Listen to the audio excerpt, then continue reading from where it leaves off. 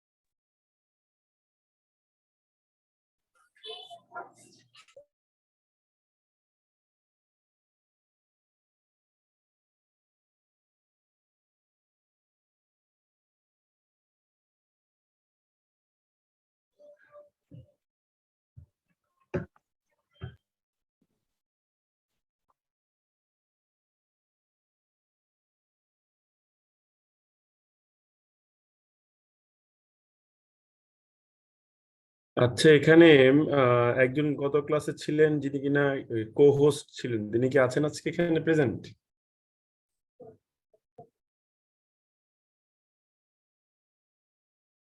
আচ্ছা, নাই মনে হয়। কেউ কি আছেন যে রেগুলার জুমে ক্লাস করেন বা জুমের মিটিং অ্যারেঞ্জ করার অভিজ্ঞতা আছে? কেউ আছেন এখানে? হ্যাঁ স্যার, আছি আমি। আচ্ছা, পার্থ রয় না আপনার নাম? হ্যাঁ স্যার। ওকে, আমি আপনাকে হচ্ছে কো হোস্ট বানাচ্ছি। যদি ইন কেস আমার নেট কানেকশন কোনো রকম প্রবলেম করে, সেক্ষেত্রে আপনি হোস্ট হিসেবে থাকবেন, আমাকে জাস্ট আবার একটা হোস্ট করে দিবেন। ওকে ওকে স্যার, ওকে। আমি আপনাকে কো হোস্ট হিসেবে রেখেছি। ওকে, তো প্রত্যেকটা ক্লাসে কেউ একটু জাস্ট করবেন আর কি, মানে একটু কোঅপারেট করবেন, হ্যাঁ, দরকার হয়। তো আর 2-3 মিনিট ওয়েট করেন, সবাই আসুক ক্লাসে। ক্লাসগুলো কেমন লাগছে আপনাদের? এক্সেপশনাল। ভালো লাগছে স্যার। এক্সেপশনাল স্যার, ওকে, মানে একটু ব্যতিক্রম। আজকে আরো বেশ কিছু ব্যতিক্রম বিষয় আসবে। আমরা তো গত ক্লাস পর্যন্ত হচ্ছে এমডিএস এর বিষয়গুলো ক্লিয়ার করেছিলাম। আজকে আরো মজার মজার জিনিসগুলো আমরা আনবো, ঠিক আছে? দাদা, আমার একটা প্রশ্ন ছিল। বলেন, শুনছি। এই যে এম ড্যাশ এর ব্যবহার, আপনার কমা ব্যবহার, এইগুলো কি আপনার প্রফেশনাল রাইটিংটা না দাদা? ডেফিনেটলি। আচ্ছা। হনাইন দাদা।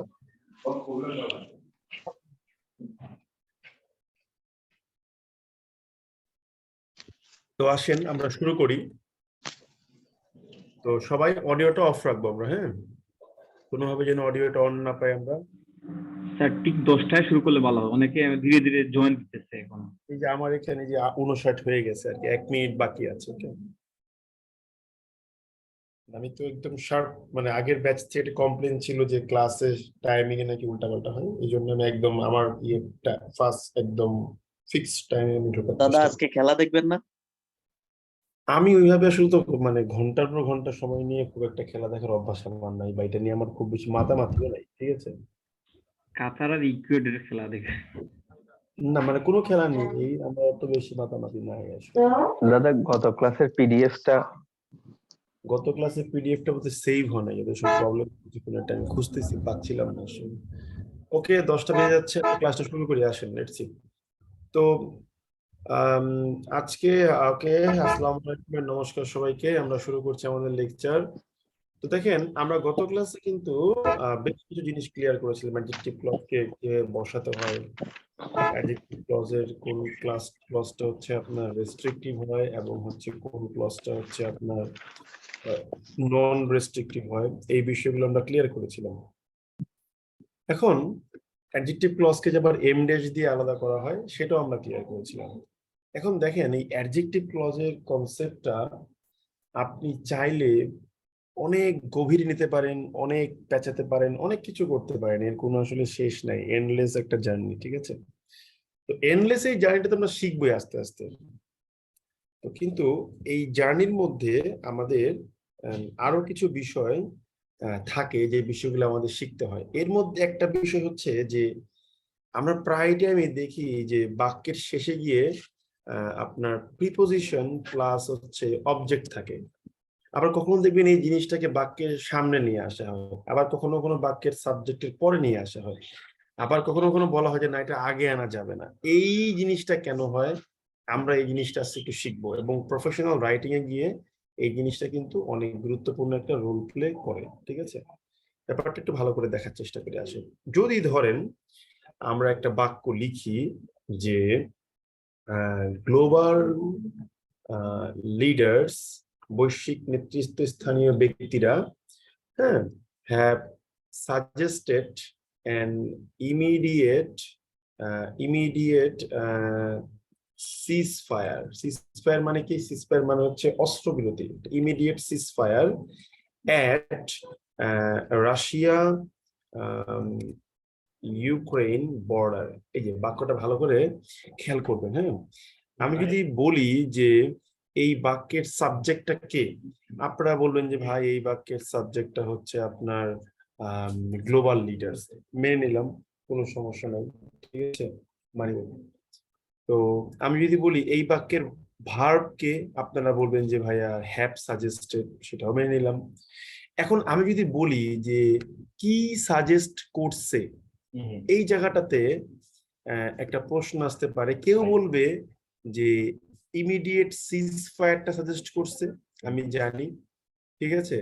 আবার কেউ বলবে যে না ভাই, একদম an immediate seize fire at Russia Ukraine border suggest করছে। আসলে প্রশ্ন হলো যে এই যে অ্যাট প্রিপোজিশনের যে অবজেক্ট রাশিয়া ইউক্রেন বর্ডার, এই অ্যাট রাশিয়া ইউক্রেন বর্ডার এই জিনিসটা আসলে বাক্যে কার সাথে কানেক্টেড, এই জিনিসটা আমরা অনেকেই বুঝতে পারি না। এটাই হলো আমাদের এই মুহূর্তে একটা ক্রিটিক্যাল লার্নিং। ঠিক আছে, তো আমাদের প্রশ্ন হলো যেটা কার সাথে কানেক্টেড। তো এখন আমরা যদি বলি যে এই বাক্যটা ক্লিয়ার করার আগে আমরা আরেকটা বাক্য লিখবো, সেই বাক্যটা কি? এই দেখেন, আমরা মনে করেন বলবো যে একই বাক্য, হ্যাঁ, global leaders have suggested an immediate ceasefire at G20 summit। আমি মনে করেন এটা বললাম। এখনো মনে করেন একই প্রশ্ন যে এই অ্যাট যুক্ত প্রিপোজিশনাল ফ্রেজটা বাক্যে কার সাথে কানেক্টেড। আপনারা অনেকেই এই জায়গাটাতে কনফিউজড হয়ে যাবেন। ঠিক আছে, এখন এই জায়গাটার উত্তর আমি আপনাকে দিয়ে দেবো। প্রথমে উত্তরটা দেওয়ার আগে আমরা একটু আলোচনা করব, এই জায়গাটা পরে আমরা আসবো। ঠিক আছে, খুব সূক্ষ্ম বিষয়, ভালো করে বুঝে নেন। আমি লিখলাম যে Suman teaches English. Suman teaches English কখন পড়ায়? At night. আমি যদি জিজ্ঞেস করি যে অ্যাট নাইটটা কি, আপনারা সবাই এখানে বলবেন যে ভাইয়া এটা একটা প্রিপোজিশনাল ফ্রেজ যেটা কিনা অ্যাডভার্বের কাজ করছে। কারণ আমি যদি প্রশ্ন করি সুমন বাজি ইংরেজি পড়ায়, কখন পড়ায়, তাহলে উত্তরটা আসবে হচ্ছে অ্যাট নাইট। তার মানে এই অ্যাট নাইট জিনিসটা পুরো বাক্যের সাথে কানেক্টেড। তো যখন সে পুরো বাক্যের সাথে কানেক্টেড তখন সে বাক্যের অ্যাডভার্ব। আর যখন সে অ্যাডভার্ব তখন এটাকে আপনি তিন জায়গাতে বসাতে পারবেন, দয়া করে মাথায় রাখবেন। একটা তো দেখলেন বাক্যের শেষে, আরেকটা কোথায়? এই যে বাক্যের সাবজেক্টের আগে কমা দিয়ে আলাদা করতে হয়। Suman teaches English. আরেকটা কোথায় বসতে পারে? আরেকটা বসতে পারে সুমন কমা দিয়ে অ্যাট নাইট কমা দিয়ে টিচেস ইংলিশ। ঠিক আছে, এটাকে আরো বিস্তারিত আলোচনা করবো যখন আমরা অ্যাডভার্ব ক্লজ করবো তখন। আপাতত এটুকু শিখলাম যে অ্যাডভার্ব জিনিসটা বাক্যের তিন জায়গাতে বসতে পারে, অর্থাৎ ইন্ডিপেন্ডেন্ট ক্লজের শেষে, ইন্ডিপেন্ডেন্ট ক্লজের সাবজেক্টের আগে এবং সাবজেক্টের পরে, এবং এই ক্ষেত্রে এই কমাগুলো দিয়ে আলাদা করতে হবে। এটার আরো ব্যবহার আছে, এটা পরে আমরা শিখবো। কিন্তু এখন এই মুহূর্তে এটা শিখলাম যে যদি সে বাক্যের অ্যাডভার্ব হয়ে থাকে তাহলে কিন্তু সে কি করবে? আপনার হচ্ছে বাক্যের তিন জায়গাতে বসতে পারবে। এখন আমাকে ডিফাইন করতে হবে যে ওই উপরের দুইটা বাক্যে অ্যাট দিয়ে রাশিয়া ইউক্রেন বর্ডার, একটা হচ্ছে অ্যাট দিয়ে G20 সামিট, এরা আসলে বাক্যের কি, এই জিনিসটা আমাদের বুঝতে হবে। ঠিক আছে, যদি এরা অ্যাডভার্ব হয়ে থাকে তাহলে মনে রাখতে হবে যে পুরো বাক্যের উপরে তার একটা ইম্প্যাক্ট থাকবে। যেমন আমি যদি দ্বিতীয় বাক্যটায় যাই, 2 নম্বর বাক্যের দিকে তাকাই, এই 2 নম্বর বাক্যে আমি যদি বলি যে গ্লোবাল লিডাররা আপনার ইমিডিয়েট একটা সিজফায়ার সাজেস্ট করছে, যে তাৎক্ষণিক একটা অস্ত্রবিরতি দরকার। কোথায় সাজেস্ট করছে? G20 সামিটে। অর্থাৎ G20 সামিট, যেখানে G20 সামিটটা হইতেছে, ওই প্রোগ্রামটাতে বসে তারা সবাই মিলে একটা সিজফায়ার সাজেস্ট করছে। তার মানে পুরো জিনিসটা G20 সামিটে ঘটছে। তার মানে এটা কিন্তু এখানে একটা অ্যাডভার্ব, সো এটাকে আপনি 3 জায়গাতে বসাতে পারবেন। কিন্তু এই 1 নম্বর বাক্য যেটাকে আমি মার্ক করছি, এইখানে এসে কিন্তু আপনি বলতে পারবেন না যে গ্লোবাল লিডাররা একটা ইমিডিয়েট সিজফায়ার সাজেস্ট করছে ওই রাশিয়া ইউক্রেন বর্ডারে বসে বসে। মানে এই না যে পুরো জিনিসটা রাশিয়া ইউক্রেন বর্ডারে ঘটছে, এটা মিনিং করতেছে যে তারা সাজেস্ট করছে রাশিয়া ইউক্রেন বর্ডারে একটা সিজফায়ার দরকার। তার মানে এটা কিন্তু অ্যাডভার্ব না, এটা হচ্ছে অবজেক্টের সাথে অ্যাডেড একটা প্রিপোজিশনাল ফ্রেজ। সো এটা কিন্তু সিজফায়ারের পরেই বসবে, এটা কিন্তু আর মুভমেন্ট করতে পারবে না। কিন্তু অ্যাট G20 সামিট এটা কিন্তু একটা কমপ্লিট অ্যাডভার্বের কাজ করতেছে, তাই এটা বাক্যে 3 জায়গায় বসতে পারবে। সো আমি অডিও অন করার সুযোগ দিচ্ছি, রাইট নাও আপনারা কোশ্চেন করতে পারবেন, ব্যাপারটা বুঝতে পারছেন কিনা ইয়েস অর নো বলেন প্লিজ। বুঝতে পারলেন? বুঝতে পারছি। স্যার বুঝি নাই স্যার, একটু মিসিং করে ফেলছি স্যার, একটু যদি 2-1 মিনিট আবার একটু বলতে স্যার। না 2-1 মিনিটে আমি আর বুঝবো না, কোন জিনিসটা বুঝেন না সেটা বলতে হবে আপনাকে, ঠিক আছে? মানে এই এড দিয়ে স্যার যে প্রিপজিশনের যে অবজেক্ট হিসেবে ব্যবহার আপনি কি পরে জয়েন করেছেন না আগে জয়েন করেছিলেন, মানে মধ্যখানে জয়েন করেছেন? হ্যালো, একটু কারণে স্যার কানেকশনটা চলে গেছিল, আবার জয়েন করছি। আচ্ছা আচ্ছা বুঝাচ্ছি তাহলে। দেখেন ব্যাপারটা হচ্ছে আমার রিকোয়েস্ট, আমার কোশ্চেন ছিল যে অ্যাট G20 সামিট আর অ্যাট রাশিয়া ইউক্রেন বর্ডার এটা কার সাথে কানেক্টেড, অবজেক্টের সাথে নাকি পুরো বাক্যের সাথে? তো আমি যদি বলি 2 নম্বর বাক্য যে গ্লোবাল লিডাররা হচ্ছে একটা তাৎক্ষণিক যুদ্ধবিরতির সাজেশন দিচ্ছে, এটা কোথায় দিচ্ছে? তারা G20 নামক একটা প্রোগ্রামে বসছে, ওই প্রোগ্রামে বসে তারা সাজেশনটা দিছে। তার মানে এটা হলো পুরো বাক্যের সাথে কানেক্টেড, সে অ্যাডভার্ব। কিন্তু 1 নম্বর বাক্যে সে কিন্তু বলে নাই যে তারা রাশিয়া ইউক্রেন বর্ডারে গিয়ে বসে রয়েছে, ওইখানে বসে তারা বলছে যে হ্যাঁ একটা সিজফায়ার দরকার। এখানে তারা বলতেছে, তারা সাজেশনটাই দিচ্ছে যে রাশিয়া ইউক্রেন বর্ডারে একটা সিজফায়ার দরকার। তার মানে G20 summit, at G20 summit এটা হচ্ছে বাক্যের অ্যাডভার্ব। তো এটা বাক্যে 3 জায়গাতে বসতে পারবে, কিন্তু অ্যাট রাশিয়া ইউক্রেন বর্ডার এটা কিন্তু পুরো বাক্যের সাথে কানেক্টেড না, সে হচ্ছে an immediate ceasefire অর্থাৎ এই অবজেক্টের সাথে কানেক্টেড। তার মানে an immediate ceasefire at Russia Ukraine border পুরোটাই হচ্ছে এখানে অবজেক্ট। সো এটাকে কিন্তু বাক্যের সামনে নেওয়া যাবে না। বুঝতে পারলাম ব্যাপারটা আমরা? তার মানে এই 2 নম্বর বাক্যটাকে আপনি চাইলে এইভাবে গিয়েও লিখতে পারেন যে at G20 summit কমা দিয়ে global leaders have suggested an immediate ceasefire, বা আপনি সাবজেক্টের পরে নিয়েও লিখতে পারেন, সেখানেও কোনো সমস্যা নেই, ঠিক আছে? গ্লোবাল লিডার্স কমা দিয়ে at G20 summit have suggested an immediate ceasefire। বুঝতে পারলাম ব্যাপারটা সবাই? তাহলে আমরা ইয়েস অর নো প্লিজ। জি ভাইয়া। হ্যাঁ, সো এটা শিখতে হবে যে কোন জিনিসটা কার সাথে কানেক্টেড। না বুঝতে পারলেই কিন্তু পরীক্ষার হলে গিয়ে আপনি পেঁচায় ফেলবেন এবং পত্রিকা পরে বুঝবেন না যে কোথাও এটা আগে আসে, কোথাও আবার আগে আসে না। আপনাকে অনেক নিয়মটা শিখাবে যে কি বলে যে এই অ্যাডভার্ব অফ ফ্রিকোয়েন্সি হলে এখানে বসতে পারে, অ্যাডভার্ব অফ ম্যানার হলে এখানে বসতে পারে, আবার অ্যাডভার্ব অফ টাইম হলে এখানে বসতে পারে, আবার এমপিটি ম্যানার প্লেস টাইম এভাবে বসতে পারে। অনেক নিয়ম শিখাবে, কিন্তু এই জিনিসটা কোথাও আলোচনা করা হবে না খুব বেশি, দেখবেন খুব রেয়ার কেসে। ওগুলো আপনারা পারেন, এই জিনিসটা আপনারা পারেন না। এই জিনিসটা আমি শিখিয়ে দিলাম আজকে, ঠিক আছে? আজকে থেকে মনে রাখবেন, প্রথমে দেখতে হবে যে ও কার সাথে কানেক্টেড। ও যদি অবজেক্টের সাথে কানেক্টেড হয়ে থাকে ওকে আর মুভ করানো যাবে না, কিন্তু ও যদি অবজেক্টের সাথে কানেক্টেড না হয়ে পুরো বাক্যের অ্যাডভার্ব হিসেবে কাজ করে তাহলে ওকে 3 জায়গাতে মুভ করানো যাবে। আচ্ছা গেল। এবারে এই জিনিসটা আমরা বুঝে গিয়েছি, ভালো কথা। এবার ধরেন আমি একটা বাক্য নিলাম, ফর এক্সাম্পল আমি এই বাক্যটা নিলাম, ঠিক আছে? এই যে এই বাক্যটা নিলাম, এই বাক্যটাকে আমি এখানে এনে কপি করে এনে দিলাম, ঠিক আছে? কপি করে এনে আমি এবার বললাম যে ভাই আপনার এই বাক্যের সাবজেক্ট কে? এই বাক্যের সাবজেক্ট হচ্ছে গ্লোবাল লিডার্স।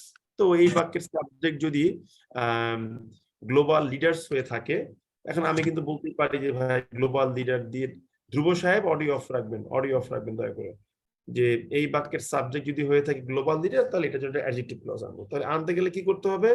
আমরা জানি গ্লোবাল লিডার দিয়ে বাক্য লিখতে হবে। আমি যদি লিখি যে দে হ্যাভ বিন উইটনেসিং, ঠিক আছে, and unprecedented, ঠিক আছে, unprecedented পলিটিক্যাল ক্রাইসিস। এই দিয়ে বোঝাচ্ছি কাকে? আমরা গ্লোবাল লিডার্সদেরকে বোঝাচ্ছি। আমি দে কেটে, যেহেতু ব্যক্তি, তাহলে হু আনবো, who have been witnessing an unprecedented political crisis. হয়ে গেল, শেষ। দেখলেন তো বাক্যটা কত সুন্দর হয়ে গেছে। আচ্ছা, এখন একটা জিনিস খেয়াল করে দেখেন, আপনি যে এই বাক্যটা লিখলেন, এই যে আপনার অ্যাট প্রিপোজিশনের অবজেক্ট কি? অ্যাট প্রিপোজিশনের অবজেক্ট হচ্ছে আপনার G20 সামিট। এটার জন্য কিন্তু আপনি চাইলে একটা অ্যাডজেক্টিভ ক্লজ আনতে পারেন।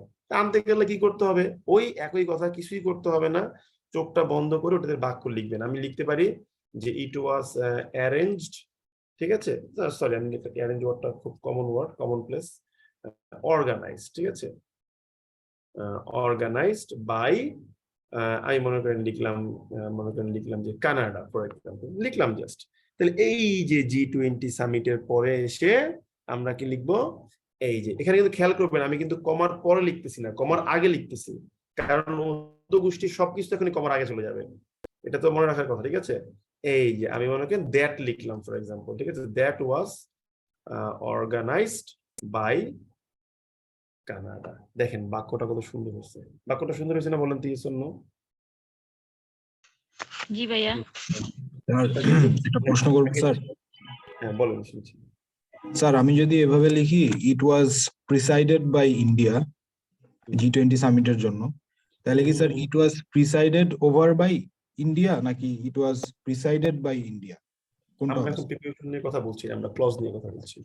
ওটা আপনি এমসিকিউ জিনিস, ওটা আপনি গুগল থেকে চেক করে নেবেন, ঠিক আছে।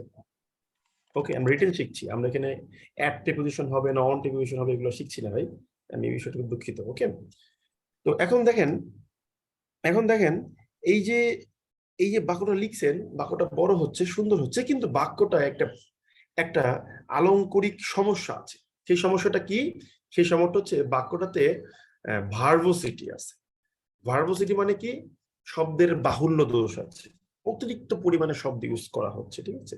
তো এই জায়গাটাতে এসে আমরা আবার আপনাদের জিনিস শিখাবো যে অ্যাডজেক্টিভ ক্লজের মধ্যে কিভাবে ভার্বোসিটি ক্রিয়েট হয় এবং কিভাবে অ্যাডজেক্টিভ ক্লজের এই ভার্বোসিটিটাকে দূর করতে হয়, ঠিক আছে। রাইটিং ক্লাসে সবসময় প্রশ্ন হবে রাইটিং ওরিয়েন্টেড, ঠিক আছে, রাইটিং ওরিয়েন্টেড। এখন বলতে পারেন ভাইয়া প্রিসাইডেড ওভার না প্রিসাইডেড বাই, এটাও তো রাইটিং আমার লাগে, অবশ্যই লাগে, কিন্তু এগুলো হচ্ছে পিওর এমসিকিউ কোশ্চেন, এগুলো আপনারা ক্লিয়ার করে নেবেন। এখন আপনারা যদি আমাকে মনে করেন প্রশ্ন করতে শুরু করেন যে act on, act upon, made of, made by, made from, ঠিক আছে, মেড অ্যাট, মেড ইন, ঠিক আছে, সেট ফর, সি অফ, এখানে জিজ্ঞেস করেন, এগুলো তো আসলে আমাদের এখানকার টপিক না ভাই, ঠিক আছে। কারণ ধরে নিচ্ছি আপনি এগুলো পড়েন, আপনি রাইটিং শিখছেন, that means the most advanced level of learning A language, ঠিক আছে। তো এগুলো নিজে নিজে ক্লিয়ার করে ফেলবেন। আপনি রাইটিং ওরিয়েন্টেড কোশ্চেন থাকার চেষ্টা করবেন সবসময়, ঠিক আছে, এটা দরকারি। ওকে, তো এখন দেখেন, এখন এই যে ভার্বোসিটিটা হচ্ছে কেন হচ্ছে এটা আমি একটু পরে বলতেছি, এর আগে আমি একটা জিনিস ক্লিয়ার করি। সেটা কি? আপনি তো জানেন যে একাধিক অ্যাডজেক্টিভ ক্লজ আমরা আনতে পারি। যেমন ধরেন আপনি যে লিখছিলেন গ্লোবাল লিডার্স এর যে অ্যাডজেক্টিভ ক্লজটা, যে who has been witnessing an unprecedented political crisis, এই যে আনপ্রেসিডেন্টেড পলিটিক্যাল ক্রাইসিস, এই পলিটিক্যাল ক্রাইসিসের মূল বাক্যটা কি ছিল? দে হ্যাভ বিন উইটনেসিং, তারা মুখোমুখি, কিসের মুখোমুখি? An unprecedented political crisis. তার মানে এই বাক্যে গিয়ে কিন্তু আবার দে হলো সাবজেক্ট, হ্যাভ বিন উইটনেসিং হচ্ছে ভার্ব, কি উইটনেস করছে? অ্যান আনপ্রেসিডেন্টেড পলিটিক্যাল ক্রাইসিস, এটা কিন্তু অবজেক্ট ছিল। এটার জন্য আমি চাইলে কিন্তু আবার একটা অ্যাডজেক্টিভ ক্লজ আনতে পারি। আনতে গেলে কি করতে হবে? এইটা দিয়ে একটা বাক্য লিখতে হবে, আমরা জানি। তো আমি লিখলাম কি? আমি লিখলাম যে ইট ইজ, আমি লিখলাম মনে করেন deriving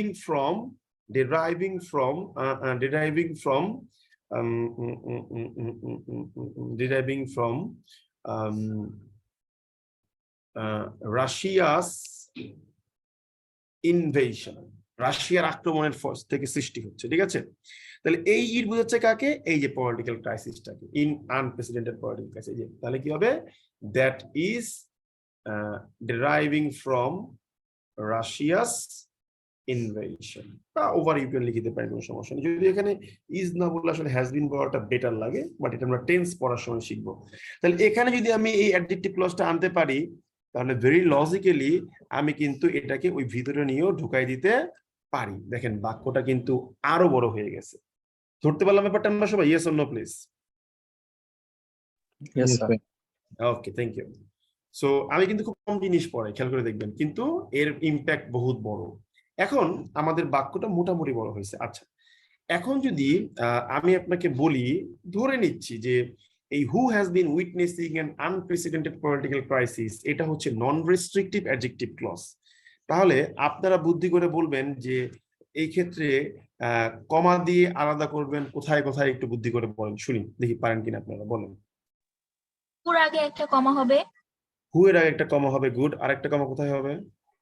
তারপর হচ্ছে যে হ্যাভ একটু এই যে রাশিয়া রাশিয়াস ইনভেশনের পর একটা হ্যাঁ। কমা হবে, গুড। কারণটা হচ্ছে কি, যখন আমি এটাকে নন রেস্ট্রিক্টেড করে দিব, ওর 14 গোষ্ঠী সবকিছু non restrictive. Good understanding, thank you very much. আমরা এটাও জানি যে ভাই এটা কি চাইলে আমরা কি করতে পারবো, ওই কি বলে এম ড্যাশ দিয়েও আলাদা করতে পারবো। ব্যাপারটা ক্লিয়ার সবার কাছে তো নাকি? Yes, sir. কানাডা লিডার্স এর পরে এম ড্যাশ দেওয়া যাবে এবং ইনভেশনের পরে এম ড্যাশ দেওয়া যাবে। ইনভেশনের পর দিবেন, গুড। এই তো বুঝে গেছেন এই ব্যাপারটা, আপনি একটু মন দিয়ে পড়লে এগুলো খুব ক্লিয়ার লাগবে, এগুলো কোনো কঠিন কিছু না, ঠিক আছে? আচ্ছা, গেল। এখন একটা মজার বিষয় বলি। বিষয়টা কি, বিষয়টা এই সেন্টেন্সটাকে আসলে আরো সুন্দর করবো আমরা। হ্যাঁ বলেন, শুনছি। দাদা হচ্ছে তাহলে যদি নন রেস্ট্রিকটিভ হয় তাহলে আমরা যতগুলা লিখবো তার ভেতরে সবগুলোই কমার মধ্যে চলে আসবে না, একসাথে। তার মানে আপনি গত ক্লাস সুন্দর করে করেন নাই। আচ্ছা বলি, তার মানে আপনি গত ক্লাসটা সুন্দর করে দেখেন নাই বা পড়েন নাই। গত ক্লাসে খুব সুন্দর করে বলেছি, যদি একটা ক্লজকে নন রেস্ট্রিকটিভ করা হয়, ওর সাথে কানেক্টেড সবকিছু নন রেস্ট্রিকটিভ হয়ে যাবে। তো যেহেতু আপনি who have been witnessing an unprecedented political crisis এটাকে নন রেস্ট্রিকটিভ করেছেন, তাহলে এটার আন্ডারে যা আছে ওই যে পলিটিক্যাল ক্রাইসিসের যে অ্যাডজেক্টিভ ক্লজ, সেটাও নন রেস্ট্রিকটিভ হয়ে ঢুকে যাবে। আপনি দয়া করে গত ক্লাসটা খুব ভালো করে অবজার্ভ করবেন। আমি সেটাই বললাম। না, আপনি সেটা বলেন না, আপনার কথা মিনিংটা ভিন্ন ছিল, ঠিক আছে? একটু ভালো করে ভাববেন। আপনার ক্লাস তো রেকর্ড থাকবে, আপনি আবার যখন রেকর্ডটা শুনবেন তখন দেখবেন আপনার কোশ্চেনটা অন্যরকম হয়েছে, ঠিক আছে? ওকে, আচ্ছা। এবারে দেখেন, এই যে একটু আগে বলেছিলাম যে আমরা সেটাকে সুন্দর করব, ওই যে ভার্বোসিটিটা দূর করব।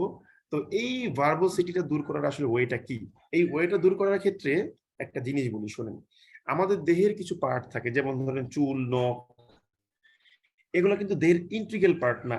এগুলা ছাড়াও কিন্তু এই নবনীতা কি করে? হ্যাঁ, আমরা বলেছিলাম যে আমরা যে আমাদের দেহের যে কি চুল আছে, দাড়ি আছে, তারপর নখ আছে, এগুলো কিন্তু বাক্যের আমাদের দেহের ইন্টিগ্রাল পার্ট না। তো যেহেতু তারা দেহের ইন্টিগ্রাল পার্ট না, তাই আমরা চাইলেই এটাকে এই চুল, দাড়ি, নখ বড়ও রাখতে পারি, আবার কি করতে পারি, ছোটও রাখতে পারি, ঠিক আছে? অ্যাকর্ডিংলি আপনি যদি একটু চিন্তা করে থাকেন, দেখবেন যে অ্যাডজেক্টিভ ক্লজও কিন্তু আপনার বাক্যের কোনোভাবে ইন্টিগ্রাল পার্ট না, কারণ এটা ছাড়াও বাক্য লেখা যায়। তো যেহেতু অ্যাডজেক্টিভ ক্লজ ছাড়া বাক্য লেখা যায়, আমরা একটা নোট লিখবো। নোটটা কি লিখবো? আমরা লিখবো যে adjective clause is not an integral part of sentence. Adjective clause বাক্যের একটা ইন্টিগ্রাল পার্ট না, ঠিক আছে? ঠিক আছে?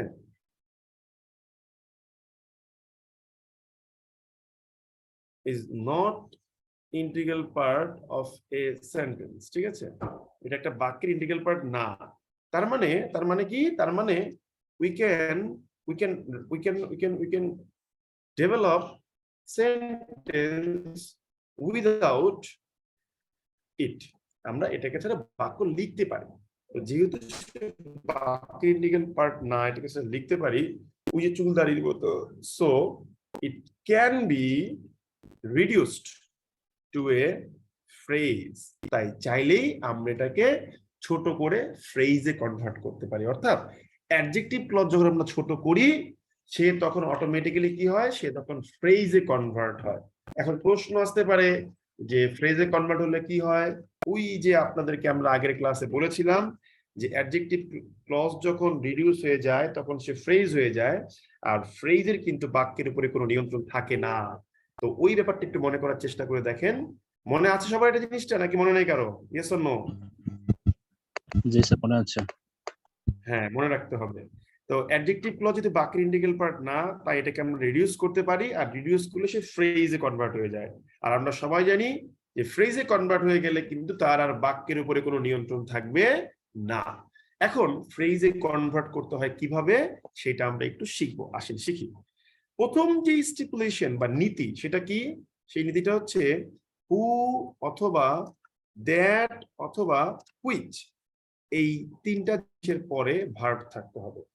এই ক্ষেত্রে আমরা অ্যাডজেক্টিভ ক্লজটাকে রিডিউস করতে পারবো। এবং মনে রাখবেন, রিডাকশন কিন্তু ম্যান্ডেটরি না, এটা একটা optional matter.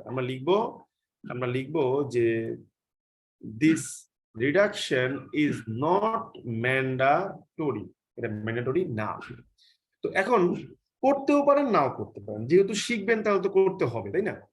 Who that which এর পরে যদি ভার্ব পাই, আমরা সেই ধরনের অ্যাডজেক্টিভ ক্লজকেই রিডাকশন করতে পারবো। রিডাকশন করতে গেলে কি করতে হবে? রিডাকশন করতে গেলে প্রথমেই যে কাজটা করতে হবে, এই হু দ্যাট হুইচ এটাকে কেটে বাদ দিতে হবে। এরপর কি করতে হবে? ওই অ্যাডজেক্টিভ ক্লজের মধ্যে কোনো প্রকার কোনো অক্সিলিয়ারি বা মডাল ভার্ব দেখলে সেটাকেও কেটে বাদ দিতে হবে। এরপরে যদি দেখেন এইটুকু করার পরে নো মেইন ভার্ব, ডিরেক্টলি কোনো ভার্ব নেই, তাহলে no more change is required, কোনো পরিবর্তনের দরকার নেই। আর যদি দেখেন যে মেইন ভার্ব আছে, সেই মেইন ভার্বটা যদি অ্যাক্টিভ হয়ে থাকে, সেটা যেই টেন্সেই হোক না কেন, ভার্বের আইএনজি করে দিবেন। আর যদি দেখেন যে না, প্যাসিভ ফরম্যাটে আছে, তাহলে নো চেঞ্জ, কোনো চেঞ্জ করবেন না। তা আমরা একটু প্র্যাকটিস করে জিনিসটা বোঝার চেষ্টা করি। আসেন। Suman, who is a student of IBA, teaches English. Number 2, Suman, who desires, সবাই কি শুনতে পাচ্ছেন আমার কথা? জি ভাইয়া।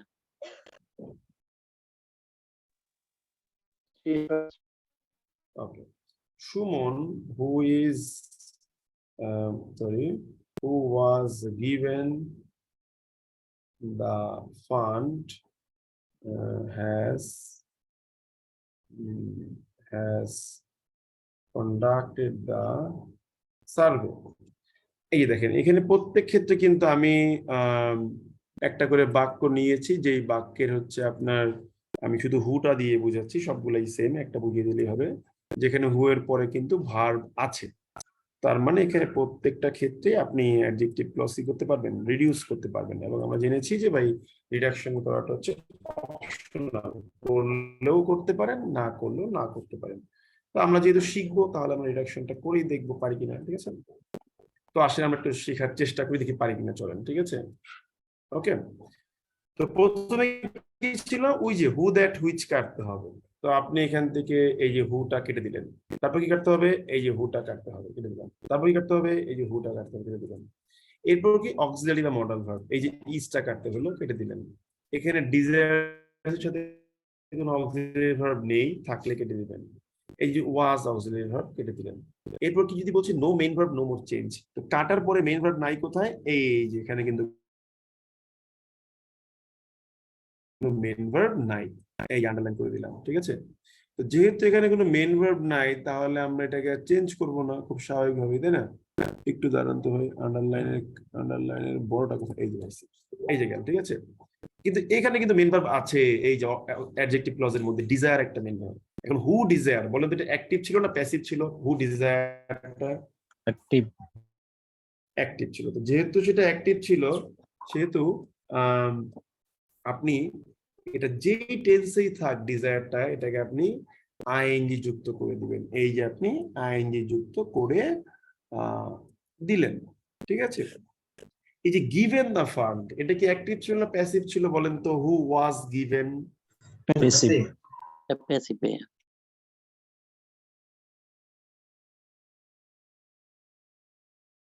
এটা প্যাসিভ ছিল ভাইয়া। এটা প্যাসিভ ছিল, তাহলে এটা রিডাকশন হয়ে গেল, ঠিক আছে। তাহলে এই যে রিডাকশনটা করে ফেললাম, তাহলে কিন্তু আমরা এখন এখানে প্রত্যেকটা সেন্টেন্সকে সিম্পল সেন্টেন্স বানিয়ে ফেললাম, কারণ আমার বাক্যের মধ্যে এখন একটা করে ইন্ডিপেন্ডেন্ট ক্লজ আছে। এটা কি বুঝতে পারলাম সবাই আমরা? Yes or no please? Yes sir. Okay, এখন প্রশ্ন আসবে এগুলোর নাম কি, এগুলোর নাম কি, এগুলোর নামকরণটা বুঝতে হবে আমাকে, ঠিক আছে? এগুলোর নামকরণটা বুঝতে হবে। এই যে no main verb no more change, এইটার একটা নাম আছে, এটার নামটা হচ্ছে অ্যাপোজিশন। এবং মনে রাখবেন অ্যাপোজিশন সর্বদা নন রেস্ট্রিক্টিভ। অ্যাপোজিশন সর্বদা নন রেস্ট্রিক্টিভ। তো যেহেতু অ্যাপোজিশন সর্বদা নন রেস্ট্রিক্টিভ, তাই এটাকে আগে একটা কমা এবং পরে একটা কমা দিয়ে রিডিউস করতে হবে, এই হলো নিয়ম।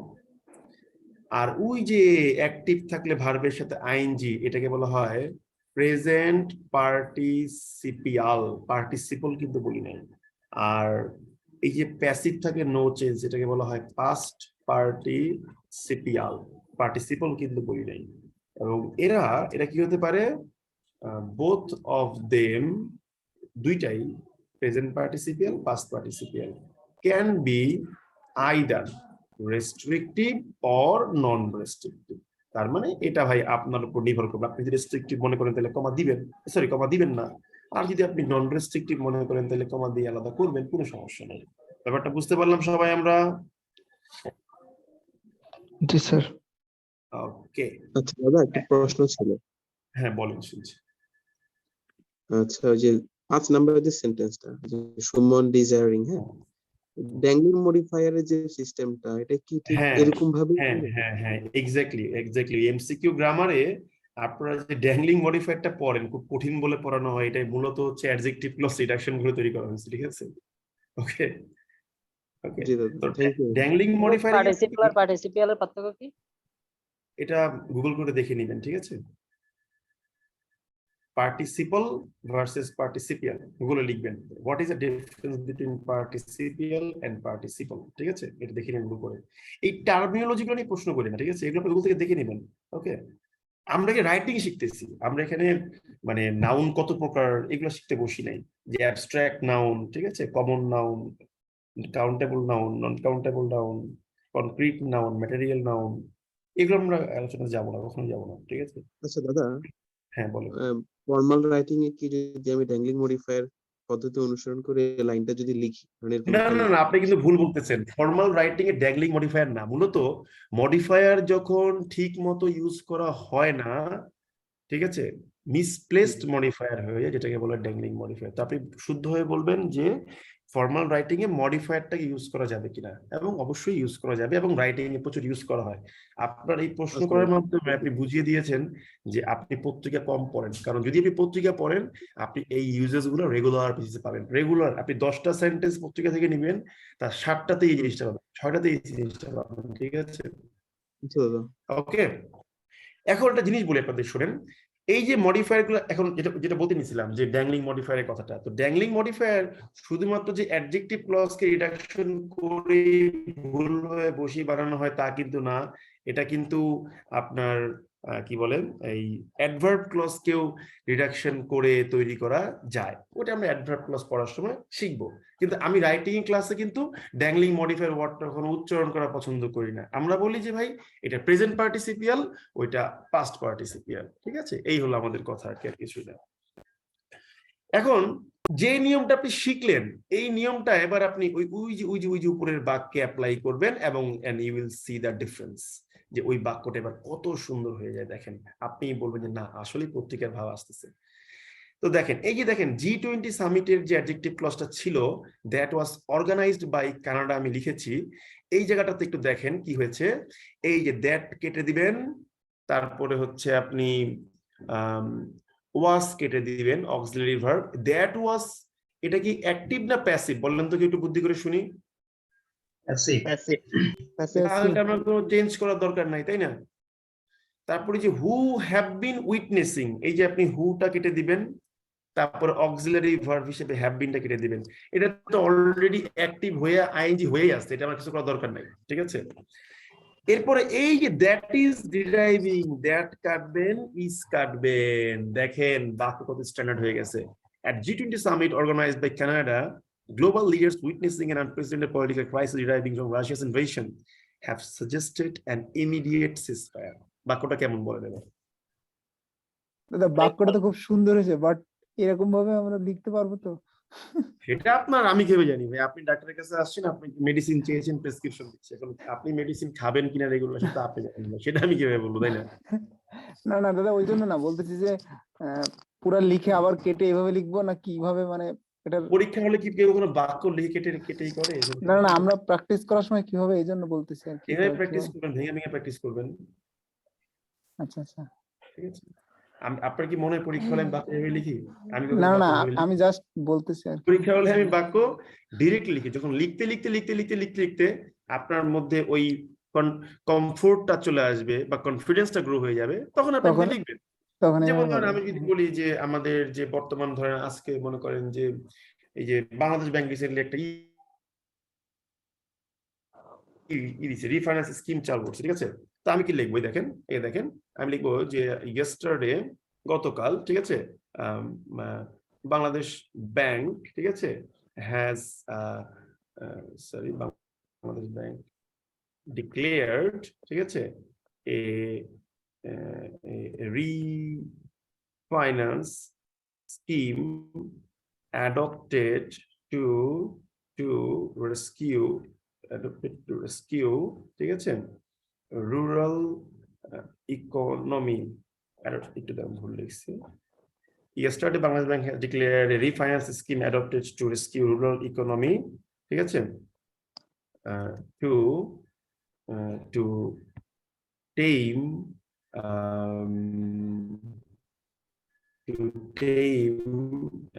economic crisis, ঠিক আছে, stemming from একটা বাক্য লিখতেছি আর কি, ঠিক আছে, stemming from exorbitant import costs. Sorry, এই যে আমি কি বাক্য ভেঙে ভেঙে লিখছি? আমি বাক্য ভেঙে ভেঙে লিখি না, কিন্তু আমি কিন্তু বাক্য একটানে লিখে ফেলেছি। এখন আপনি যখন শিখবেন তখন কিভাবে শিখবেন? এই সুমন ভাই শিখাইছে এই অ্যাডভার্ব বাক্যের শুরুতে বসতে পারে, কমা দিয়ে আলাদা করছি। আচ্ছা, independent clause, Bangladesh bank has declared a refinance scheme, independent clause, which was adopted to rescue rural economy, to tame economic crisis. এই হুইচ কেটেছি, ওয়াজ কেটেছি, যেহেতু প্যাসিভ ছিল তাই অ্যাডপ্টেড হয়ে গেছে।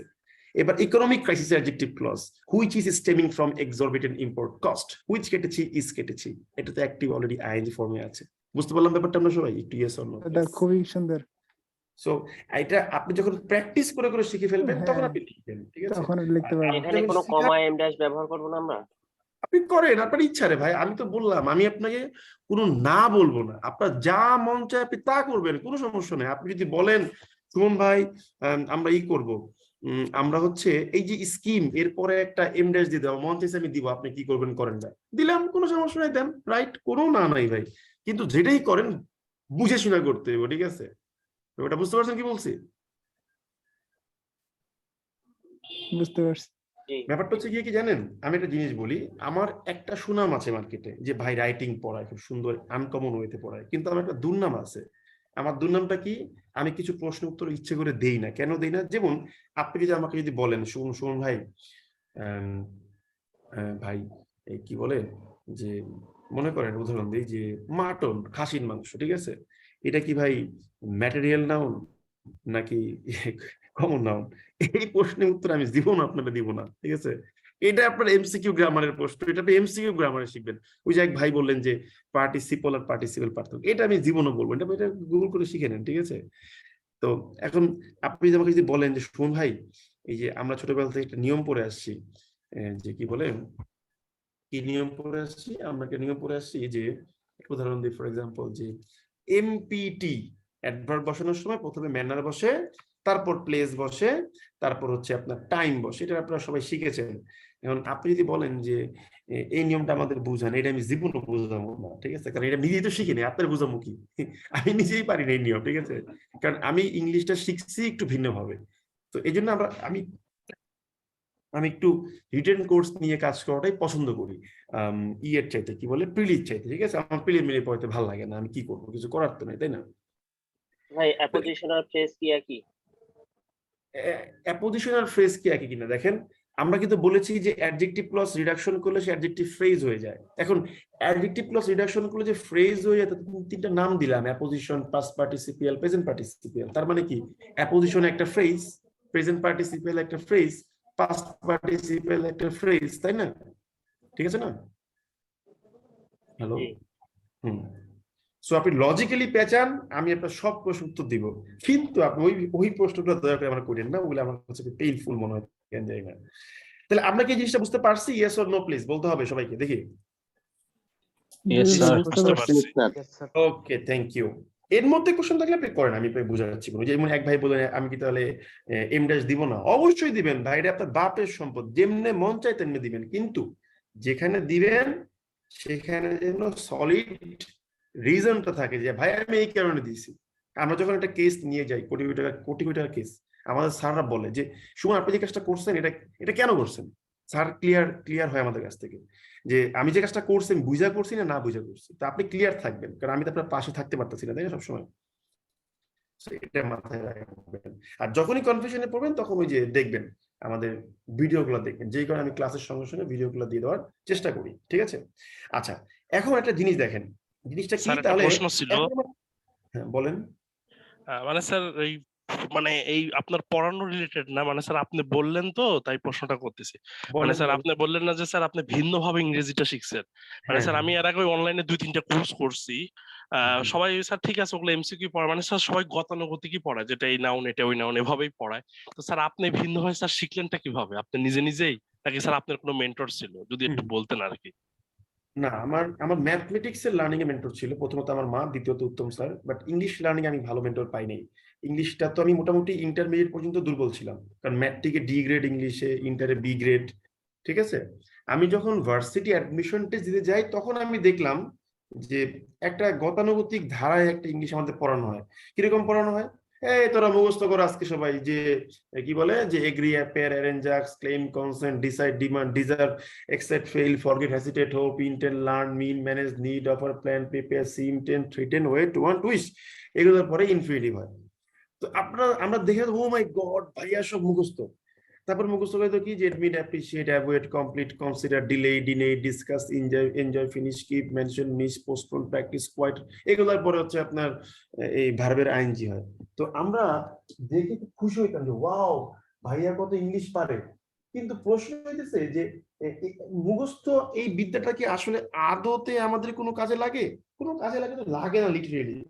তো আমি তখন ভাবলাম যে না, জিনিসটা আমি এইভাবে শিখবো না, যা হয় তা হোক, আমি জিনিসটা অন্যরকম ভাবে শিখবো। তখন আমার হাতে ওই সময় ইউসিসির একজন বড় ভাই ছিলেন, উনি ছিলেন ইউসিসি বর্তমান যে পাটোয়ারি স্যার, হ্যাঁ, ভদ্রলোকের শালা, যিনি শালা শাহিন, তৎকালীন সময় খুব বিখ্যাত একজন লোক ছিলেন শাহিন ভাই, আমাদের খুলনা ইউনিভার্সিটির স্টুডেন্ট ছিলেন। ঠিক আছে, উনি একটা সময় বলেছিলেন যে টোফেলের অনেকগুলো বই আছে, যেমন ব্যারন্স টোফেল, ক্লিপস টোফেল, উনি বলেছিলেন পিটারসন টোফেল ক্লজ পড়ার জন্য খুব ভালো। ওই একটা কথাই, তাই বললাম যে ক্লজ আবার কি শিখতে হবে, তখন পিটারসন টোফেলটা নিয়ে বসলাম। তখন আমি দেখলাম যে এই তো জিনিস পাইছি যা কিনা মূল জায়গাটায় হিট করতেছে। তখন আমি পিটারসন টোফেলটা পড়লাম। ইনফ্যাক্ট পিটারসন টোফেলও কিন্তু ক্লজ হয়ে দেন এটাকে আমি রাইটিং ফরম্যাটে নিয়ে এসে কাজে লাগিয়েছি। তো আমি সেই আইবিএ তে চান্স পাওয়ার পরে আমি গিয়েছিলাম যে সেই শালা শাহিন স্যার কি এখনো আছে কিনা। উনি বলতো যে ইউসিসি 2টা শাহিন, একটা কালা শাহিন একটা শালা শাহিন, এখনো গেলে পাবেন হয়তো বা। তো পরে আমি গেলাম, পরে আমি পাটোয়ারি স্যারের রুমে গেলাম, যে বললাম স্যার আমি আপনার শাহিন স্যারের একজন স্টুডেন্ট ছিলাম, আমি এবার আইবিএ তে চান্স পেয়েছি। পরে বললো বাহ, গুড নিউজ। পরে বললো উনি তো এখন অস্ট্রেলিয়াতে আছেন, অস্ট্রেলিয়া না কানাডা মনে নাই, তো আমি স্যারের দেখার পাই নাই। তুমি ওই যে বলছিলেন পিটারসন টোফেল, ওইখান থেকে আমার লার্নিংটা শুরু হয়, এটা আমি সবার কাছে এগ্রি করি। ঠিক আছে, তো ওইখান থেকে মূলত এগুলো বাদ দেন, এগুলো গল্প করে লাভ নেই, গল্প করে টাইম নষ্ট হয়। ঠিক আছে, তো এই যে বাক্যটাকে, এই G20 সামিটের বাক্যটাকে যে তৈরি করলাম, এটা কি বুঝতে পারছেন সবাই? Yes or no please? বুঝতে পারছি। Yes sir. আচ্ছা, এখন একটা মজার বিষয় আছে, সেই মজার বিষয়টা কি? সেই মজার বিষয়টা হচ্ছে যে হু দ্যাট হুইচ এর ক্ষেত্রে তো রিডাকশন করলাম, বাট অন্যগুলার ক্ষেত্রে কি হবে? অন্যগুলার ক্ষেত্রে রিডাকশন করা যাবে না ভাই, অন্যগুলার ক্ষেত্রে রিডাকশন করা যাবে না, কিন্তু একটা মজার নিয়ম সেখানে অ্যাপ্লাই করা যাবে। সেই নিয়মটা কি? যদি ক্লজটা হয় হুম দিয়ে, হু না কিন্তু হুম দিয়ে, অথবা দ্যাট দিয়ে, অথবা হুইচ দিয়ে, এরপরে একটা সাবজেক্ট থাকে, তারপরে ভার্ব থাকে, অ্যাডজেক্টিভ ক্লজ, সেক্ষেত্রে আপনি চাইলে মানে আপনি চাইলে নোট দিয়ে আপনি চাইলে কি করতে পারেন, চাইলে আপনি হচ্ছে তারপর হচ্ছে হুইচ বাদ দিতে পারেন, এটা বাদ দিতে পারেন। কিরকম উদাহরণ দিয়ে দেখাচ্ছি, দেখেন। যেমন ধর আমি লিখলাম যে Suman whom I hate much, whom I hate much teaches English. এই যে Suman whom I hate much, adjective clause. এই যে হুমের পরে সাবজেক্ট হচ্ছে আই,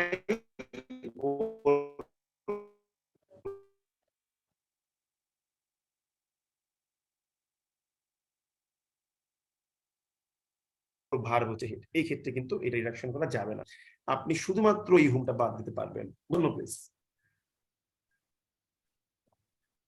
হ্যালো, আমাকে শুনতে পাচ্ছেন? কথা একটু কেটে কেটে আসছিল, তো আরেকবার একটু বললে ভালো দাদা হতো। নেটওয়ার্কে একটু সমস্যা ছিল। বললাম হ্যাঁ, বুঝতে পেরেছি যে হুম দ্যাট হুইচ, এদের পরে সাবজেক্ট থাকবে, তারপর ভার্ব থাকবে অ্যাডজেক্টিভ ক্লজে। সেক্ষেত্রে চাইলে আপনি হুম দ্যাট হুইচ বাদ দিতে পারেন। যেমন Suman whom I hate must teaches English, এই যে হুমটা বাদ দিয়ে আই হেট মাস্ট লিখতে পারেন। বুঝতে পারছেন ব্যাপারটা?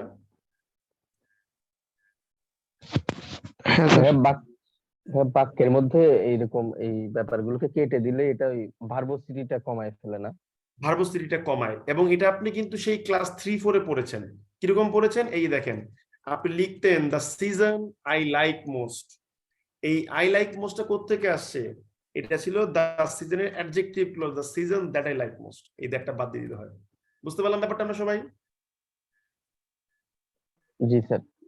আচ্ছা, এখন এই এই জিনিসটা দিয়ে আমি আপনাকে একটা মজার বাক্য বানিয়ে দিয়ে দেখাই, দেখেন। এটা আপনি নেট ঘাটলেও পাবেন, ঠিক আছে? আর এই the season I like most কিন্তু এটা কিন্তু কমপ্লিট বাক্য না, এটা হচ্ছে জাস্ট নাউন লিখে তার একটা অ্যাডজেক্টিভ ক্লজ দিয়ে হেডলাইন বানাইলাম। এই যে আপনি এই কোর্সে শেষে গিয়ে দেখবেন যে হেডলাইন কেমনে বানাইতে হবে সুন্দর করে, সেটাও শিখবেন, ঠিক আছে? এখন দেখেন, মনে করেন একটা বাক্য লিখলাম। কি বাক্য লিখলাম? The rat, the cat, the dog attacked, killed at the grain. Grain মানে কি? দানাদার শস্য। তো আমরা যখন এই বাক্যটা দিয়ে বলি ভাই বাক্যটার বাংলা কি, তখন ছেলেমেয়েরা বলে যে বাক্যটার বাংলা হইতেছে, শরীর খারাপ লাগে, বাক্যটার বাংলা হইতেছে যে বিড়ালটা ইঁদুরটা কুকুরটা এক লগে আক্রমণ করলো, মাইরা ফেলাইলো, তারপর খেয়া লাইলো শস্যটা। শস্য কি আর আক্রমণ করে মাইরা ফেলা যায়? আর তিনটা সাবজেক্ট যদি একসঙ্গে হয় তাহলে একটা কমা একটা এন্ড লাগবে না? তার মানে বাক্যটা আসলে এরকম মিনিং না, বাক্যটার মিনিংটা একেবারে ভিন্ন কিছু। বাক্যটার মিনিংটা কি এবার এটা আমরা শিখবো, আসেন দেখি। আমি লিখলাম the rat at the mall at the grain, মানে দানাদার শস্যটা সে খাইলো, ইঁদুরটা। এখন আপনি কিন্তু চাইলেই এই ইঁদুরের জন্য একটা অ্যাডজেক্টিভ ক্লজ আনতে পারেন। আনতে গেলে নিয়মটা কি? কিছুই না, জাস্ট এটা দিয়ে একটা বাক্য লিখবেন। আমি বলবো the cat killed the rat, বিড়ালটা কি করলো? ইঁদুরটাকে মারলো। এই যে দ্য র্যাটের পরে ওটা কেটে আমি লিখবো দ্যাট দ্য ক্যাট কিল্ড। বুঝতে গেলে সমস্যা হয়েছে এটা? বলেন তো yes or no please. Hello, জি স্যার। জি স্যার, ঠিক আছে। এই আপুরা কোনো রেসপন্স করে না, এটা কি ধমক টমক খেয়ে বন্ধ হয়ে গেল নাকি? হ্যালো, আর সবাই মনে হয় খেলা দেখতে ব্যস্ত। জি স্যার। রে মানুষ রে। দাদা বুঝতে পারছি। এখন এই যে adjective clause that the cat killed, এটাকে তো চাইলে আপনি দ্যাট বাদ দিতে পারেন, তাই না? জি স্যার। পারেন। তার মানে ব্যাপারটা কি দাঁড়াইলো, যে বিড়ালটা যে ইঁদুরে মারছে, ওই ইঁদুরটাই শস্যটা খাইছে। এখন ঠান্ডা মাথায় ভাবেন, আপনি যদি বলেন আপনার যে ট্রিপল স্টার দিয়ে বাক্য the cat kill the rat, এখানে তো চাইলে আপনি ক্যাটের জন্য একটা অ্যাডজেক্টিভ ক্লজ আনতে পারেন, পারেন না ভাই? জি ভাই। আমি লিখলাম the dog attacked the cat, এই যে দ্য ক্যাটের জন্য আমি কি লিখতে পারি তাহলে এখন আমি লিখতে পারি দ্যাট দ্য ডগ অ্যাটাকড। তাহলে এই যে দ্যাট দ্য ডগ অ্যাটাকড আপনি যে লিখলেন ভালো করে দেখেন এবার, আপনি যে লিখলেন তাহলে এই দ্যাট দ্য ডগ অ্যাটাক এটা তো আপনি ভিতরে না বসাতে পারেন না বসাতে বলেন তো ইয়েস অর নো প্লিজ? হ্যাঁ বসাতে পারি এবং দেড়টাও কেটে দিতে পারি। Exactly, brilliant answer. এই তো ধরতে পারছেন, বুদ্ধি খাটান শিখতে পারবেন। ঠিক আছে, আমি যে গালিগালাজ করি মানুষকে বলে যে প্রশ্ন করতে দেয় না, গালিগালাজ করে, কেন গালিগালাজ করি? বুদ্ধি ইউজ করবেন, দেখবেন পারতেছেন সবই। তাহলে বাক্যের মিনিং কি দাঁড়াইলো? বিড়ালটা যে ইঁদুরটারে মারছে ওই ইঁদুরটা শস্যটা খাইছে, মাথায় ঢুকছে ব্যাপারটা, মিনিংটা এবার কা? একটা আরেকটা মানে শেষের দিক থেকে আসতেছে আর কি অ্যানসারটা। তো পড়তে হবে, পড়লেই বুঝতে পারবেন। তার মানে বাক্যের মেইন ক্লজ ছিল কি, এটা আমি গ্রিন মার্ক করে দিচ্ছি, ভালো করে বুঝে নেন। The rat at the grain, এটা হলো মূল ক্লজ। এটার অ্যাডজেক্টিভ ক্লজ র্যাটের কোনটা? দ্য ক্যাট কিল, অর্থাৎ বিড়ালটা যে দুটোরে মারছে। এবার বিড়ালের যে অ্যাডজেক্টিভ ক্লজ কোনটা? দ্য ডগ অ্যাটাকড, অর্থাৎ কুকুরটা যে বিড়ালকে আক্রমণ করছে ওই বিড়ালটা যেই ইঁদুরকে মারছে সেই ইঁদুরটাই শস্যটা খাইছে। মাথায় ঢুকছে ব্যাপারটা? জি ভাই। হ্যাঁ, শিওর? যদি মন দিয়ে পড়েন আপনি সেন্টেন্স মেকিং এ দক্ষতা অর্জন করবেন, দিস ইজ গ্যারান্টেড। ঠিক আছে, দিস ইজ গ্যারান্টেড, একেবারে গ্যারান্টেড। Rare sentence brother. তাহলে আমরা আজকে কি শিখলাম? আজকে মেইনলি আমরা শিখলাম অ্যাডজেক্টিভ ক্লজ কিভাবে রিডাকশন করতে হয়। দাদা আপনার এখানে নেটওয়ার্কে মনে হয় একটু প্রবলেম হচ্ছে। এটা রেয়ার না, এটা তো আপনার এই কি বলে নেটে দেওয়ারও শিখবো, সমস্যা নেই, নতুন বাক্য শিখবো। তো হয়তো একটু প্রবলেম করতে পারে, ওই এখন এই কাতার বিশ্বকাপ তো মানে এখন হচ্ছে আপনার হবে, মানে নেটে চাপ যাবে প্রচুর, মানে নেটের হবে, এই জন্য হয়তো সমস্যা হতে পারে। শুনতে পাচ্ছেন ক্লিয়ারলি আমাকে? হ্যাঁ স্যার শোনা যাচ্ছে। জি জি, ওকে, এখন তো শোনা যাচ্ছে। তার মানে আমরা তাহলে একটু সমস্যা হতে পারে, একটু প্রেসার যাবে তো নেটে, কিছু করার নাই, এখন নেটে প্রচন্ড প্রেসার যাবে, আসলে খেলা চলবে তো এই জন্য একটু। তো দেখেন আমরা তাহলে কি শিখলাম? আমরা আজকে ক্লাসে শিখলাম অ্যাডজেক্টিভ ক্লজের রিডাকশন ফর্মুলাটা শিখলাম। আই রিপিট, অ্যাডজেক্টিভ ক্লজের রিডাকশন ফর্মুলাটা আজকে আমরা শিখেছি। রিডাকশন করার পর দেখেছি শুধু ক্লজ মার্কার বাদ দিয়ে লেখা যায় কিভাবে, সেটাও শিখেছি। আবার শিখলাম যে এগুলা কি হতে পারে, এগুলো দিয়ে মজার বাক্য বানাতে পারি, আবার এগুলো দিয়ে বাক্যের ভার্বোসিটিটা আমরা কমায়া ফেলতে পারি। ব্যাপারটা বুঝতে পারছেন সবাই তাহলে? জি স্যার। জি স্যার। ওকে, এবারে আমরা আরেকটা মজার জিনিস শিখবো। সেই মজার জিনিসটা কি দেখেন, সেই মজার জিনিসটা হচ্ছে আমরা এবারে একটা ম্যাথমেটিক্যাল প্রেজেন্টেশন দেখবো বাক্যের। যে মনে করেন একটা বাক্য লিখলাম যে ভাই আমার একটা সাবজেক্ট আছে, তারপরে মনে করেন একটা ভার্ব আছে, তারপরে মনে করেন একটা অবজেক্ট আছে। এটা একটা বাক্য না ভাই? তাহলে কমপ্লিট করলেন তো বুদ্ধি করে। হ্যালো, জি ভাই, এটা কমপ্লিট বাক্য। এটা কমপ্লিট বাক্য। এখন এই সাবজেক্টের জন্য চাইলেই কিন্তু একটা অ্যাডজেক্টিভ ক্লজ থাকতে পারে না ভাই? বলেন তো বুদ্ধি করে। হ্যাঁ হ্যাঁ জি ভাই। হ্যাঁ, তাহলে অবজেক্টের জন্য কি থাকতে পারে? অ্যাডজেক্টিভ ক্লজ থাকতে পারে না ভাই? বলেন তো বুদ্ধি করে। হ্যাঁ এটার জন্য এটা থাকতে পারে। থাকতে পারে।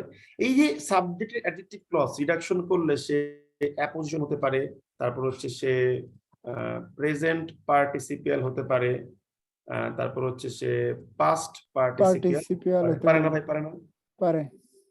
একইভাবে আপনার যে অবজেক্টের অ্যাডজেক্টিভ ক্লজ সেটাকে রিডাকশন করলে সেগুলো হতে পারে না ভাই? বলেন তো বুদ্ধি করে একটু। জি জি ভাই। পারে। আচ্ছা, আমি একটা প্লাস চিহ্ন দিয়ে তারপর ফুল স্টপ দিলাম, ঠিক আছে? ভালো। এখন একটা মজার বিষয় বলি, শুনুন।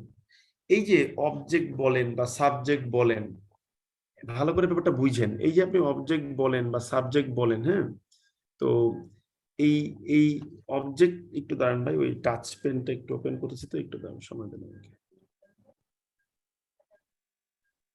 একটু দাঁড়ান, জাস্ট সেকেন্ড প্লিজ। মন দিয়ে পড়েন, ঠিক আছে? কারণ এখানে গ্রামারে যা শিখে যাবেন না, কারণ আপনারা তো সব জায়গাতে এমসিকিউ গ্রামারটা খুব সুন্দর করে শিখে ফেলতেছেন, ঠিক আছে? কিন্তু আমাদের সমস্যা থেকে যাচ্ছে তো আপনার এই রিটেন গ্রামারটাতে এসে, ঠিক আছে? দিন শেষে আমরা কিন্তু অনেক বাঘা ক্যান্ডিডেট আমি দেখেছি রিটেন পরীক্ষা থেকে কিন্তু ফেল করতেছে, ঠিক আছে? তো জি ব্রাদার, আপনার অনেক কোয়ালিটি আছে। পরীক্ষা পাস করছে কিন্তু রিটেন এক্সেস। হ্যাঁ, এবং এর জন্য পিলি পড়ে না, কারণ পিলি তো সবাই পড়াচ্ছেই, রিটেন নিয়ে আমরা পড়াশোনা করি, ঠিক আছে। দাদা লেখার সময় আর কি এগুলা গোছানোর সময় খেয়াল থাকে না যে কিভাবে গোছাবো, গুছিয়ে এটা লিখ। প্র্যাকটিসের বিষয়। না না, এটা প্র্যাকটিসের বিষয়, এই বিষয়ে কোনো সাজেশন নাই, পুরোটাই প্র্যাকটিস। যে আপনি কতটুকু প্র্যাকটিস করবেন, কতটুকু প্র্যাকটিস করবেন না, তার উপর নির্ভর করবে যে আপনি এটা কতটুকু শিখবেন, ঠিক আছে।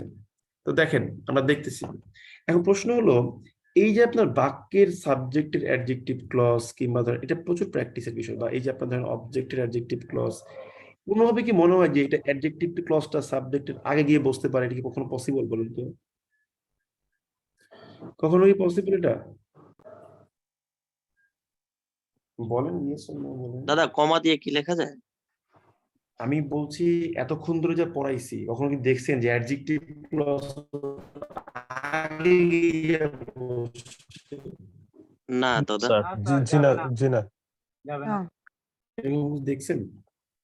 তার মানে এটা পসিবল না, তার মানে পসিবল না। আমি তো অলরেডি না, পসিবল না, ঠিক আছে। পসিবল হলে এতক্ষণে আমি আপনাকে অবশ্যই দেখাইতাম, তাই না, যে যে ভাই দেখেন এই যে পসিবল, ঠিক আছে। তার মানে এটা পসিবল না, ঠিক আছে।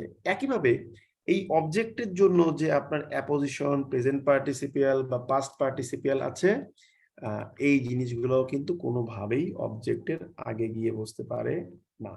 কিন্তু একটা মজার বিষয় আছে, এই যে আপনার সাবজেক্টের জন্য যে অ্যাপোজিশন, প্রেজেন্ট পার্টিসিপিয়াল বা পাস্ট পার্টিসিপিয়াল, এরা চাইলে আগে গিয়ে বসতে পারবে, এটা রাইট। এই জায়গাটাতে এসেই হলো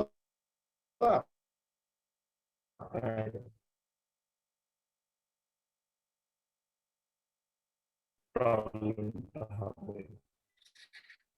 যেহেতু এরা চাইলে আগে গিয়ে বসতে পারবে, সেহেতু আমরা কি করব তাহলে?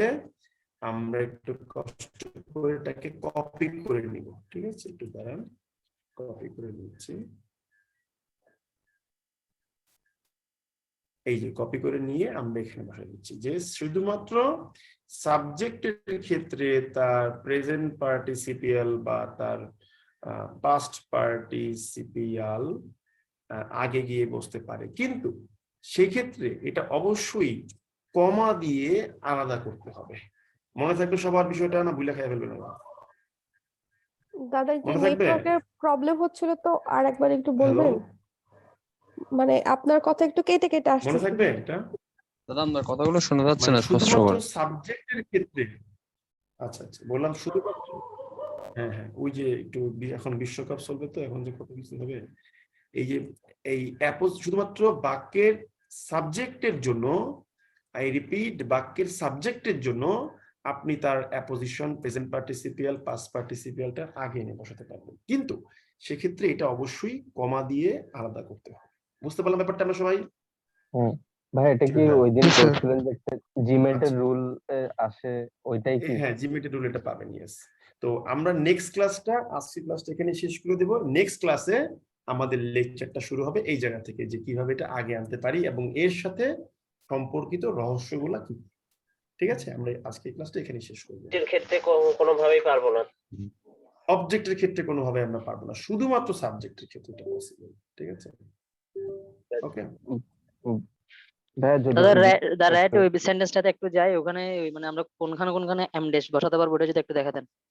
কোনটাতে? The right, the cat, the dog, ওই সেন্টেন্সটাতে। ওইখানে আপনি যদি মনে করেন বসাইবেন, বসান, কোনো সমস্যা নাই। যদি র্যাটের অ্যাডজেক্টিভ ক্লজকে আপনি এম ড্যাশ দেন, আর হচ্ছে আপনার টিল্ডের পরে একটা আসবে, এই যেখানে আসবে, আর ক্যাটের অ্যাডজেক্টিভ ক্লজ তো মধ্যে ঢুকেই গেল, ঠিক আছে। বুঝতে পারছেন ব্যাপারটা? হ্যালো হ্যালো, ক্যাটের অ্যাডজেক্টিভ ক্লোজটাকে কি আমরা কমা দিয়ে আলাদা করতে পারি? আপনি যদি চান করবেন, কোনো সমস্যা নেই। আমি তো বললাম না ভাই, সবকিছু হবে, কোনো সমস্যা নেই। এই যে কমা দিয়ে আলাদা করলাম, কোনো সমস্যা নেই, করে দিলাম। মানে দা ক্যাটের পর আর অ্যাডাক্টের পরও বুঝতে পারে, হ্যাঁ। বুঝি না কথা, আপনি প্রশ্ন কিন্তু ক্লিয়ারলি করতে পারেন না এখন, প্রশ্ন ক্লিয়ারলি এই যে মানে কমা যেখানে দিলেন আর কি, আমি তো ওটা বলছিলাম, মানে দা ক্যাটের পরে বসবে, অ্যাটাকের পরে বসবে, কিল্টের পরে বসবে।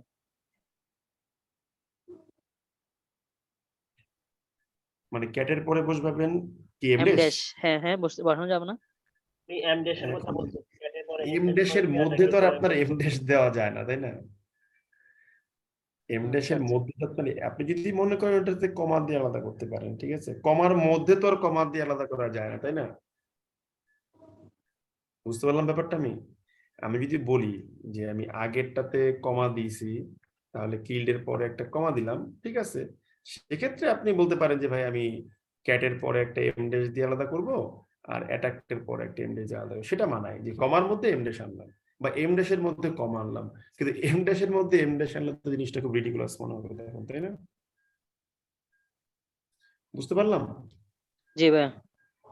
ওকে, নেক্সট কোশ্চেন বলেন প্লিজ। স্যার পিডিএফটা যদি দিয়ে দেন প্রতিদিনেরটা তাহলে ভালো হয়। ওকে, আমি এখন দিচ্ছি। এর আগের ক্লাসটা আর কোনো প্রশ্ন মনে আছে হয় স্যার বলেন? দেওয়া হয় না। ওই পিডিএফটা আমার একটু প্রবলেমের কারণে সেভ হয় নাই, ঠিক আছে, ওটা একটু ভিডিও দেখে নোট করে নিন কষ্ট করে 2 নাম্বার ক্লাসটা। হ্যাঁ, আমি এটা এখন দিয়ে দিচ্ছি। আচ্ছা, এবার বলেন, কোনো কোশ্চেন থাকলে বলতে পারেন, কোনো সমস্যা নেই, বলেন, শুনতেছি। No sir, thank you, no more question. Dash এবং কমা ব্যবহারের ক্ষেত্রে কি ধারাবাহিকতা লক্ষ্য করা হয়েছে? জোরে বলেন ভাই, একটু অডিওটা কাছে নিয়ে বলেন, শুনতে পাইনি।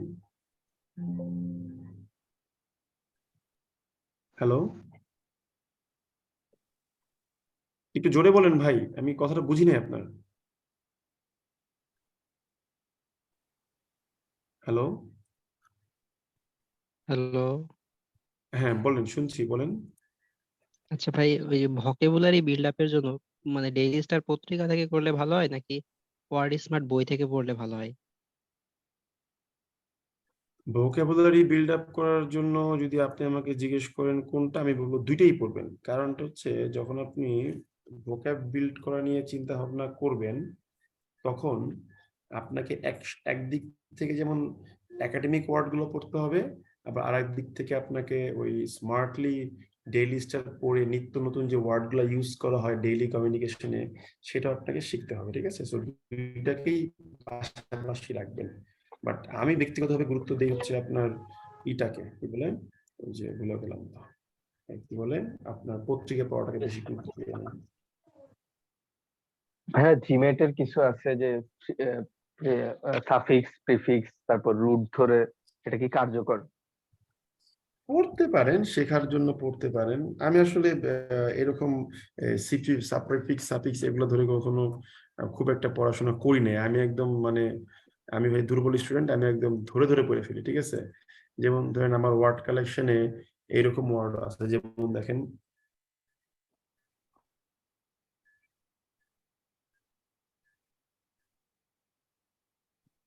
টক্সিনোসিনিহিলিপিলিফিকেশন, এটা একটা ওয়ার্ড, ঠিক আছে?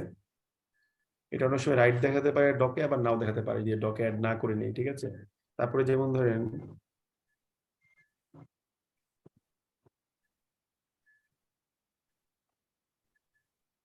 সুপারক্যালিফ্রাজিলিস্টিকএক্সপিয়ালিডোসিয়াস, দেখছেন?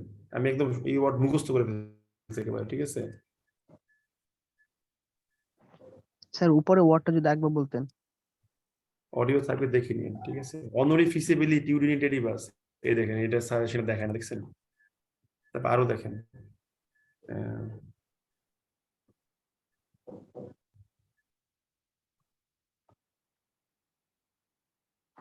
স্যার এই এত বড় ওয়ার্ড কি আপনি এক্সামে ব্যবহার করতেন?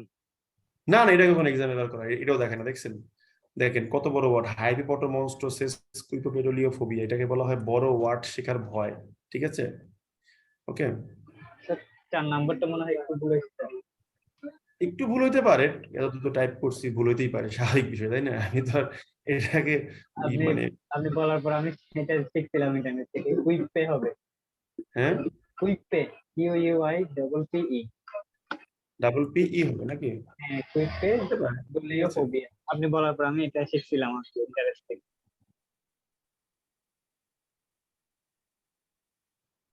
তারপরে যে ভুল দেখাচ্ছে মানে এটা ইয়েতে নাই, লিস্টে নাই আর কি ওদের, ঠিক আছে?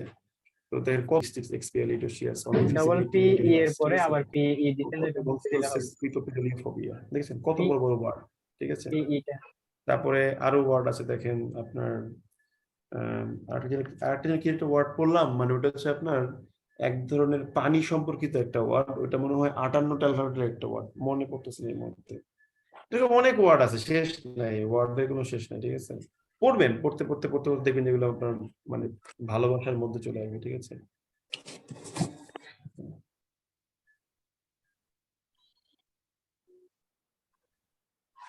কোনো কোশ্চেন আছে থাকলে বলতে পারেন, সমস্যা নেই। দাদা ওই যে গতদিন তো ক্লাস মানে একটু কেমন করে শেষ হয়ে গেছিল, তো আমার হচ্ছে ওই রেস্ট্রিকটিভ আর নন রেস্ট্রিকটিভ থেকে একটু প্রশ্ন ছিল, বলবো?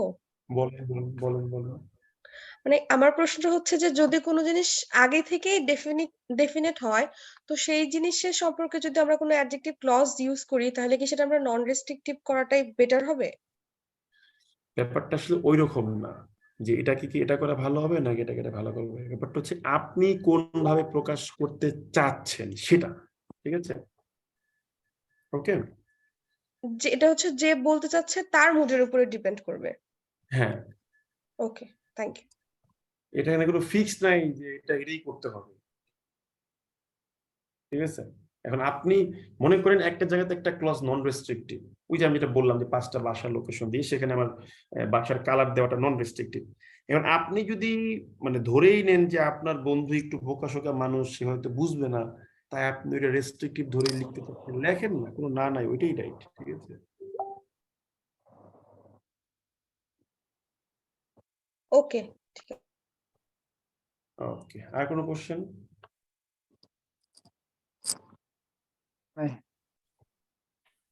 আচ্ছা, তাহলে আজকের মতো এখানে বিদায় নিচ্ছি। আল্লাহ হাফেজ, নমস্কার, গুড নাইট। আজকের ভিডিওটা আশা করি কালকে রাতের মধ্যে পেয়ে যাবেন। Thank you very much. আসসালামু আলাইকুম স্যার। ওয়ালাইকুম আসসালাম, থ্যাংক ইউ ভেরি মাচ।